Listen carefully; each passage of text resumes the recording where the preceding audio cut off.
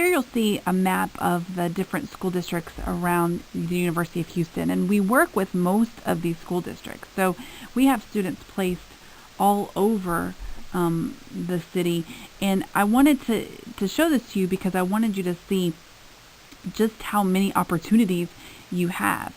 Each district does things a little bit differently. Each school does things a little bit differently. And so in pre-teaching, the idea is to put you in situations where you can see a wide variety of schools in different districts. So you can kind of get an idea of what's out there. So here's what you can expect as far as the time commitment in the field. So if you're EC6 and enrolled in CUIN 3316, your field work or your school observations will occur on Thursdays, and you're at the school from 9 to 1. So 9 to 1 is actually the time you will be placed at the school, but you'll need to account for drive time to the campus, drive time home, as far as when you're planning your schedule. 4-8 or middle school certification students are in the field on Wednesdays from 9 to 1. And if you're enrolled in EDUC 3301 or CUIN 6301, your 812 all level or master cert, you have a choice. You can choose to be in the field on Mondays, Thursdays, or Fridays, and that's because you are minors in our college, and so you're taking courses outside of the College of Education, and so we have to provide some options for you. EC6 and 4-8 students are taking, in pre-teaching, should be taking courses only in the College of Education, which we've allowed Thursdays free and Wednesdays for EC6 and Wednesdays free for 4-8 in order for you to get your field experience time in. So right now, you need to plan for the semester from here on out for these days to be available for either benchmarking or field work. We've talked a couple times about field experiences during pre-teaching being a variety of schools and a variety of districts.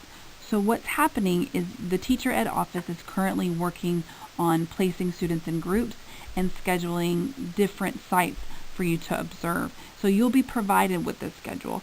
You will, depending on where you live and where the schools are, you will do some driving this semester, but remember, in developing teaching, you'll be able to choose as your top 3 districts.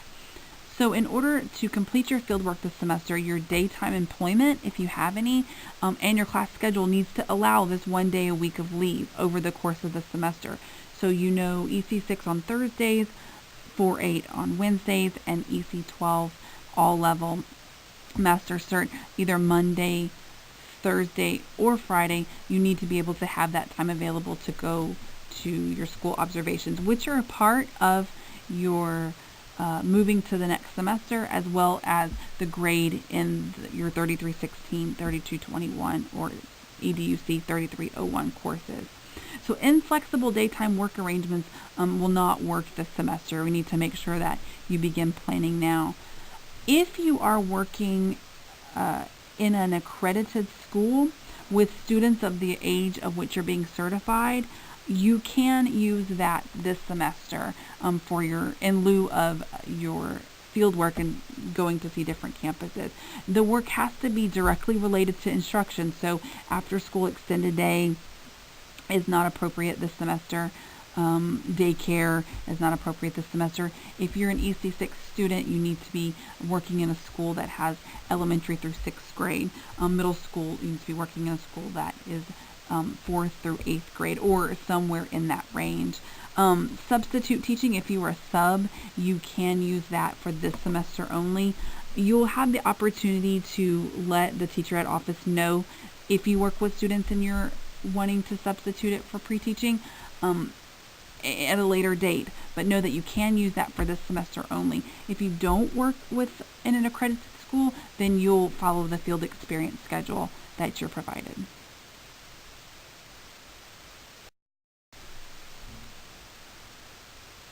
So again, EC6 students are arranged in groups based on class rosters, and then we put you in different Thursday groups, and each group gets a set of schools that they're going to go observe. 4-8 students are arranged in groups by class rosters as well, but a survey will be sent to collect certification area data.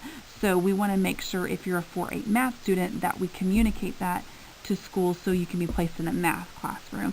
So you'll get a survey next week that will ask you for your certification area so we can communicate that to the schools. 8-12 all-level PB students are actually arranged by the day that you choose. So there's the Monday group, the Thursday group, and the Friday group.